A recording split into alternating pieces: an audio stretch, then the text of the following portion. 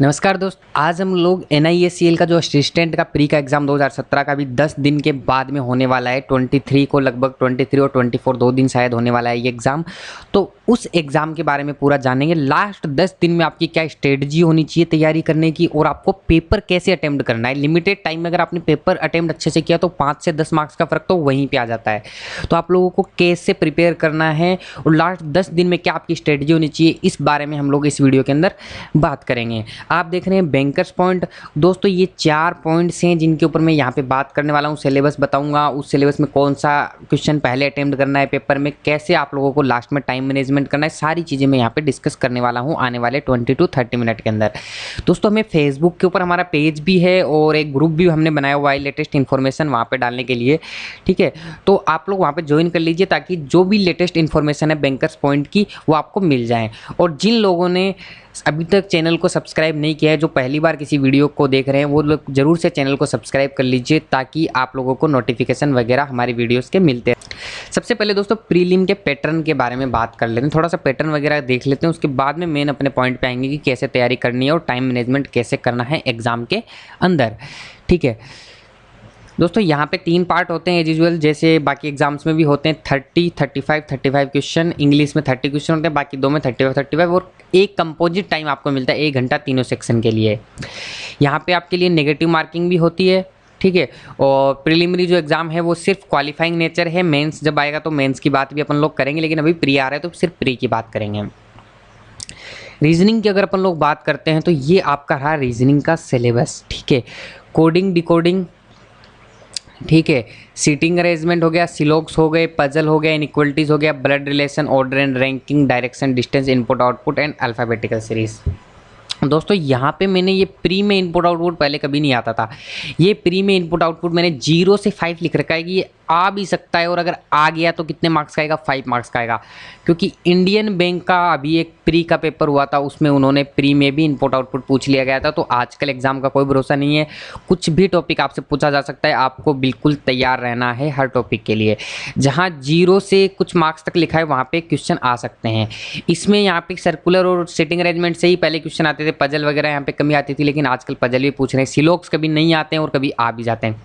तैयार आपको हर टॉपिक के लिए रहना है, लेकिन कोडिंग, डिकोडिंग और inequalities, blood relation, order ranking, direction, इनमें से क्वेश्चन 100% और सिटिंग अरेंजमेंट में से क्वेश्चन 100% आएगा, ठीक है।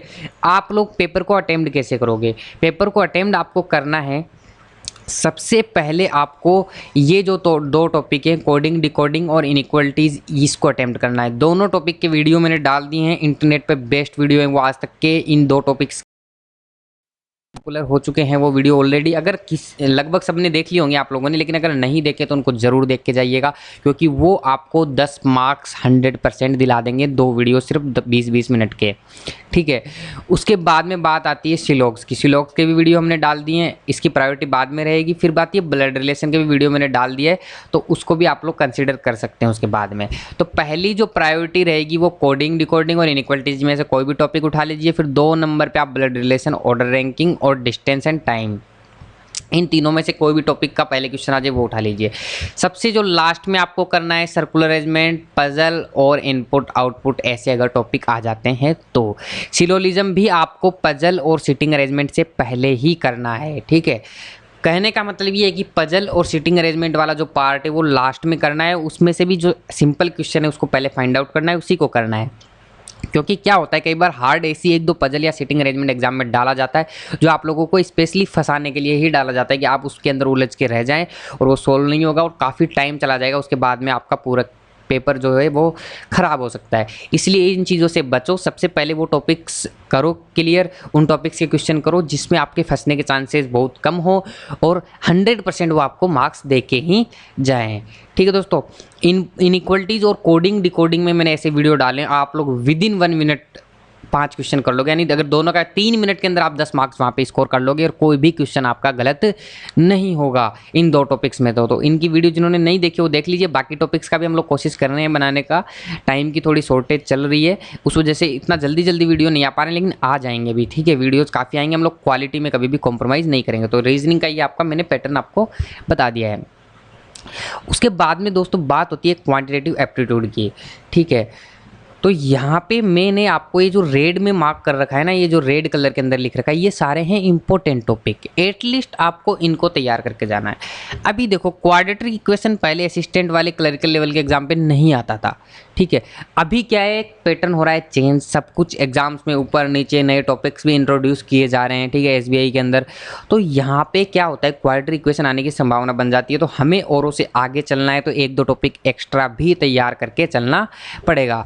तो क्वाड्रेटिक इक्वेशन की ऑलरेडी वीडियो में डाल चुका हूँ, डीआई के लिए कैलकुलेशन के लिए वीडियो डाल चुका हूँ, सीरीज के 2 वीडियो डाल चुका हूँ, सिंप्लीफिकेशन के 1 वीडियो आ चुका है, बाकी 2 वीडियो भी आ जाएंगे। तो ये जो चारों इंपॉर्टेंट टॉपिक हैं इनके कुछ मैंने वीडियोस डाल दिए हैं, वहाँ से आप लोग इनको क्लियर कर चुके हैं। क्वाड्रेटिक इक्वेशन और सीरीज के तो मैंने पूरा डिटेलिंग के अंदर डाल दिया, वहाँ से आपको 10 मार्क्स आराम से मिल जाएंगे। और सिंप्लीफिकेशन का 1 या 2 दिन में, जब भी आप इस वीडियो को, जो अपलोड डेट होगा इसका, उसके 2 या 3 दिन के अंदर आप लोगों को सिंप्लीफिकेशन के सारे वीडियोज़ मिल जाएंगे। एक वीडियो ऑलरेडी अपलोडेड है। बाकी जो क्वेश्चंस आएंगे, क्योंकि असिस्टेंट लेवल का एग्जाम है, क्लरिकल लेवल का एग्जाम है लगभग, तो यहाँ पे जो अर्थमेटिक के क्वेश्चन आएंगे, चाहे वो परसेंटेज हो, प्रॉफिट लॉस हो, या फिर प्रॉब्लम्स ऑन एजेस हो, टाइम वर्क हो, इनसे भी इतना हार्ड लेवल का क्वेश्चन नहीं बनेगा।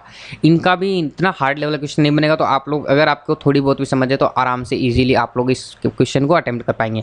मेन बात फिर वही रह जाती है कि पहले क्या अटेम्प्ट करना है, पेपर में स्ट्रेटजी क्या रहनी चाहिए, ठीक है। पेपर में स्ट्रेटजी दोस्तों आपकी ये जो डाटा इंटरप्रिटेशन है, हो सकता है इसके मार्क्स 5 से 10 भी हो जाएं, क्योंकि कुछ एग्जाम्स में ज़्यादा आ रहा है, तो ये तो बहुत ही ज़्यादा इंपॉर्टेंट। सबसे पहले दोस्तों आपको सोल्व करना है क्वाड्रेटिक इक्वेशन, 2 नंबर पे सिंप्लीफिकेशन, फिर 3 नंबर पे डीआई, 4 नंबर पे सीरीज, और उसके बाद में आपको बाकी टॉपिक्स उठाने हैं। क्योंकि दोस्तों यही सही तरीका है कि आप लोग इन टॉपिक को करते करते 15 या 20 मिनट के अंदर 15-20 मार्क्स के आप लोग क्वेश्चन कर देंगे, उसके बाद में आराम से आप लोग आगे बढ़ जाइए। दूसरा दोस्तों, डीआई के लिए एक स्पेशल चीज़ बताना चाहता हूँ। डीआई में दोस्तों मान लीजिए 10 क्वेश्चन आए, ठीक है, तो 10 में से 2 क्वेश्चन तो इतने डिफ़िकल्ट होंगे, मतलब वैसे इजी होंगे, वो डिफिकल्ट नहीं होंगे, लेकिन उसकी कैलकुलेशन इतनी उलझी हुई होगी कि उसमें बहुत ज़्यादा टाइम लग जाएगा। तो दोस्तों वो 2 क्वेश्चन आप लोगों को फाइंड आउट करने हैं, और वहाँ से उन 2 क्वेश्चन को हटा देना है, उनको अटेम्प्ट नहीं करना है। एक बार बाद में कर लेना, जब भी आप लोगों को अगर टाइम बचता है, तो एक बार नहीं करना है उनको। अगर वो 2 क्वेश्चन 4 मिनट खा जाते हैं, तो इधर आप अर्थमेटिक में 4 मिनट में 5 या 6 क्वेश्चन कर देंगे, ठीक है। तो 1-2 क्वेश्चन हमेशा डीआई के अंदर फंसाने के लिए देता है, तो उस क्वेश्चन से आप लोगों को बचना है, उसमें फंसे ही नहीं रह जाना है, और क्वांटिटेटिव एप्टीट्यूड को भी आप लोग इजीली क्रैक कर लेंगे। मेन बात ये कि पेपर को अटेम्प्ट कैसे करना है, पहले क्या करना है, बाद में क्या करना है, ये चीज़ें बहुत इंपॉर्टेंट रखती है। क्योंकि स्टूडेंट क्या करता है, अर्थमेटिक में उलझ जाता है, और कई बार 1-2 क्वेश्चन हार्ड आ जाते हैं, उसी में फंसा हुआ रह जाता है, और सिंपल जो क्वेश्चन आ रहे हैं वो छूट जाते हैं, ठीक है। वो आपको कंपटीशन से फिर बाहर कर देंगे। इसलिए जो सिंपल क्वेश्चन है उनको तो सबसे पहले ही करना है, और उसके बाद में हम लोग धीरे धीरे करके डिफिकल्ट क्वेश्चन के ऊपर जाएंगे। इंग्लिश में दोस्तों यहाँ पे इंग्लिश का जो लेवल रहेगा वो ऐसे कोई पीओ लेवल या उससे हाई लेवल नहीं रहेगा। यहाँ पे इंग्लिश का जो लेवल रहेगा, मैं आपको एक एग्जांपल दे सकता हूँ। एसबीआई क्लर्क का जो प्री का पेपर था ना लास्ट ईयर का, वो आप लोग नेट पे सर्च करके देख लेना, लगभग उसी का पैटर्न आप लोगों को मिलेगा, ठीक है। तो यहाँ पे तो इंग्लिश में तो कोई टॉपिक वगैरह तो चेंज होगा नहीं। आप लोग अगर मार्क्स की बात करें तो 10 में से 7 मार्क्स आराम से रीडिंग कंपैरिजन में यहाँ पे स्कोर कर सकते हैं। एरर स्पॉटिंग में दोस्तों देखो 5 मार्क्स का आएगा, अभी 10 दिन बचे हुए, जिनकी ग्रामर अच्छी हो तो कर ही लेंगे।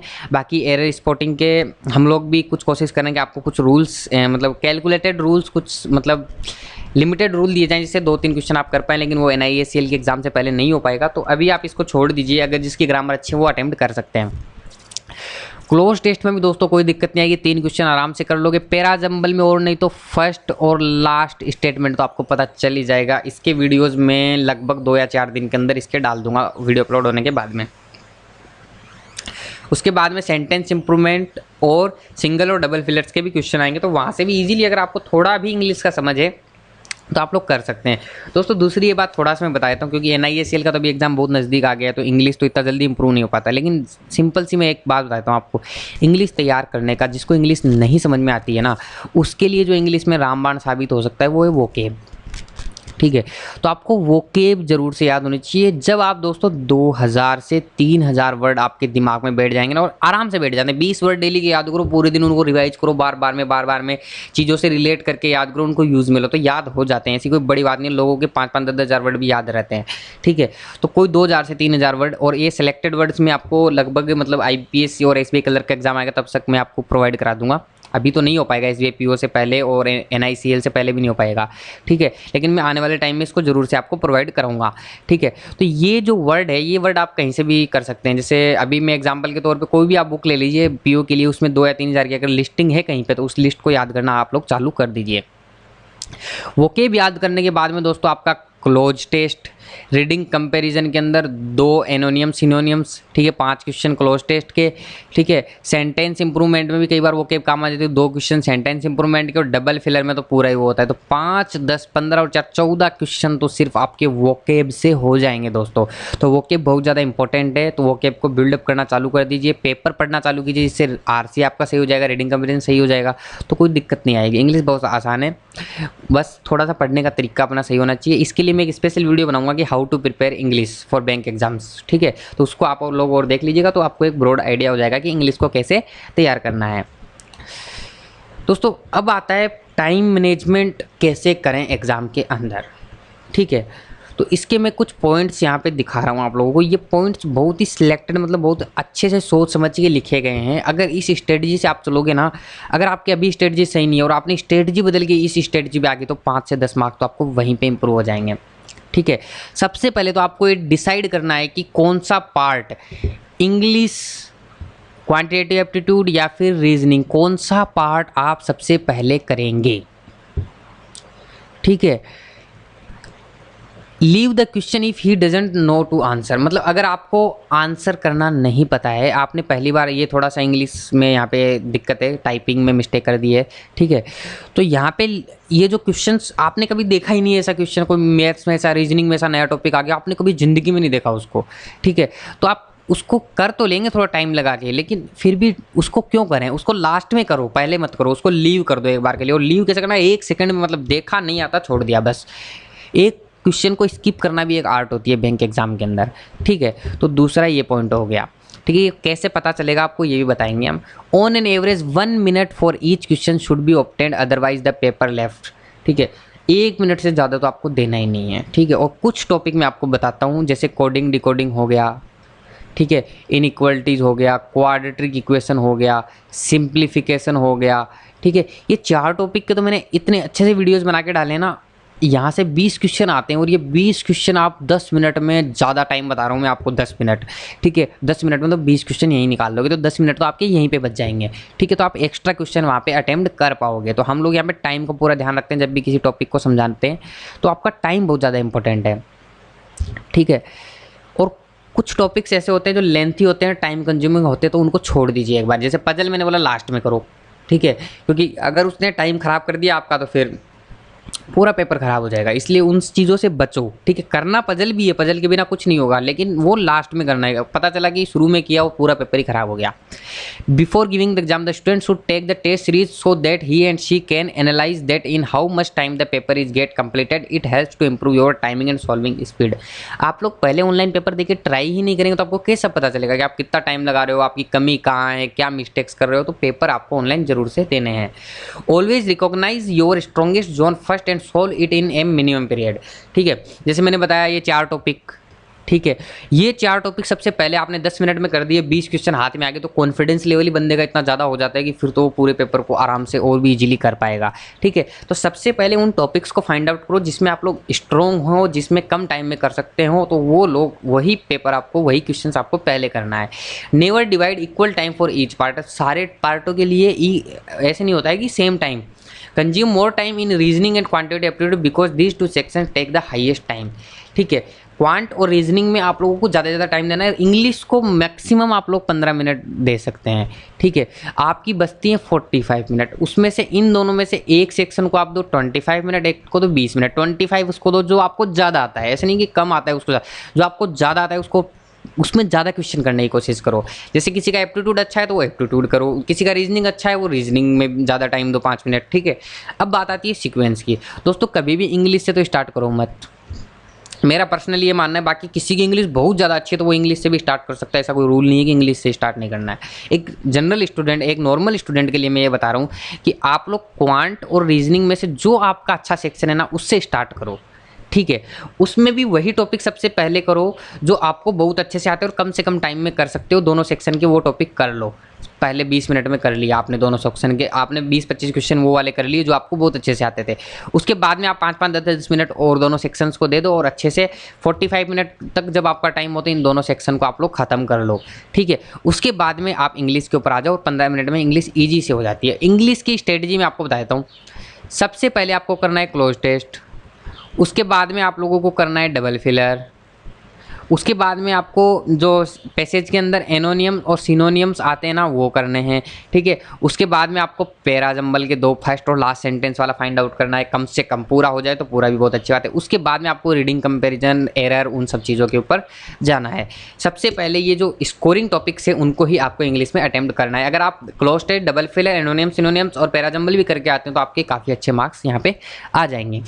तो दोस्तों टाइम मैनेजमेंट बहुत इंपॉर्टेंट है, आपकी स्ट्रेटजी सही होनी चाहिए और स्ट्रेटजी दोस्तों मेरे बताने से नहीं बनेगी। एटलीस्ट आपको 1 या 2 टेस्ट तो एग्जाम से पहले एटलीस्ट बता रहा हूँ, कम से कम बता रहा हूँ। लोग 10-10, 15-15 टेस्ट की प्रैक्टिस करते हैं, लेकिन कम से कम 2 या 3 टेस्ट तो आप लोग दीजिए ताकि आपको पता चले कि कहाँ पे आप लोग कमज़ोर हो और कहाँ पे आपको इम्प्रूवमेंट की ज़रूरत है, तो तभी आप लोगों को पता चलेगा। दोस्तों कैसे आप लोगों को किसी भी एग्जाम की तैयारी करनी चाहिए मैं हर वीडियो में बताता हूँ। प्रॉपर प्लानिंग होनी चाहिए, अपडेट होना चाहिए, कोई नया टॉपिक आ रहा है उसके बारे में पता होना चाहिए। टाइम मैनेजमेंट के बारे में अपन ने बात ही किया, मॉक टेस्ट के बारे में ऑलरेडी बात कर लिया कि मॉक टेस्ट के साथ ट्रायल करो, ठीक है। पहले कभी इंग्लिश अटेम्प्ट करके देखो, कभी एप्टीट्यूड अटेम्प्ट करके देखो, कभी रीजनिंग अपने अटेम्प्ट करके देखो। मॉक टेस्ट के अंदर एग्जाम में एक्सपेरिमेंट नहीं करना है, मॉक टेस्ट में एक्सपेरिमेंट करके देखो और जिस एक्सपेरिमेंट में आपका सबसे ज़्यादा आउटपुट आ रहा है उसको एग्जाम में फिर ट्राई करो आप लोग, ठीक है। टाइम पे रिवीजन करो, ठीक है। और आपको प्रॉपर डाइट और टेंशन फ्री भी रहना है। देखो अगर हेल्थ ही सही नहीं रहेगी तो फिर कोई प्रिपरेशन नहीं हो सकती, ठीक है। तो ये पॉइंट इसलिए मैं हमेशा यहाँ पे डालता हूँ। तीसरा दोस्तों यहाँ पे कुछ की पॉइंट्स मैं आप लोगों को बताता हूँ, ठीक है। मॉक टेस्ट अपने तरीके में ही आपको हेल्प करते हैं, मतलब एक्चुअल एग्जाम की तरह दो उसको। ऐसे नहीं है कि मतलब मजाक मजाक में दे रहे हैं, कभी एक सेक्शन अच्छे से किया कभी दूसरा किया, मतलब ऐसे नहीं, पूरा मेन एग्जाम की तरह दो। जो स्ट्रेटजी है उसको अच्छे से रखो, ठीक है। ऐसे नहीं है कि मतलब एकदम फॉर्मेलिटी के लिए जैसे डेली एक टेस्ट देना है मेरे को, हर संडे को एक टेस्ट देना है तो देना है तो देना है, ऐसे नहीं। आपको एक्चुअल एग्जाम की तरह अपना मन लगा के टेस्ट उसको देना है, ठीक है। ये टेस्ट आपको बताएंगे कि आप कहाँ अच्छे हैं, कहाँ बुरे हैं, आपको कहाँ इंप्रूवमेंट की ज़रूरत है, ठीक है। ये सारी चीज़ें वो बताएंगे। अपनी मिस्टेक्स से सीखो। देखो ये पॉइंट बहुत ज़्यादा इंपॉर्टेंट मैं यहाँ पे मानता हूँ। अपनी जो मिस्टेक्स होती है ना उनसे सीखो, उनको रिपीट मत करो बार बार में। एक मिस्टेक आज कर दी तो उसको लिख लो, कुछ भी करो, लेकिन वो मिस्टेक अगर आपने दोबारा की तो एक बार करने का कोई फ़ायदा नहीं हुआ। अगर इंसान बार बार में एक ही मिस्टेक करता जाता है तो फिर तो वो सुधार करने की कोशिश ही नहीं कर रहा है। इसका मतलब ये, अगर आपने एक बार मिस्टेक कर दिया, आपको पता चल गया कि यहाँ मैं मिस्टेक करता हूँ, तो दोबारा वहाँ मिस्टेक नहीं होनी चाहिए। आप लोग कोशिश करो कि उसको आप लोग सुधार लें, ठीक है। और हमारे चैनल को अगर किसी ने सब्सक्राइब नहीं किया तो सब्सक्राइब जरूर से कर लीजिए, अपने दोस्तों के साथ शेयर कर लीजिए, लाइक कर लीजिए, कमेंट भी करिएगा। अगर आपके कोई डाउट हो तो कमेंट करके पूछ सकते हैं और नीचे एक बटन दिया उसको क्लिक करके सब्सक्राइब कर सकते हैं। Thank you very much for watching this.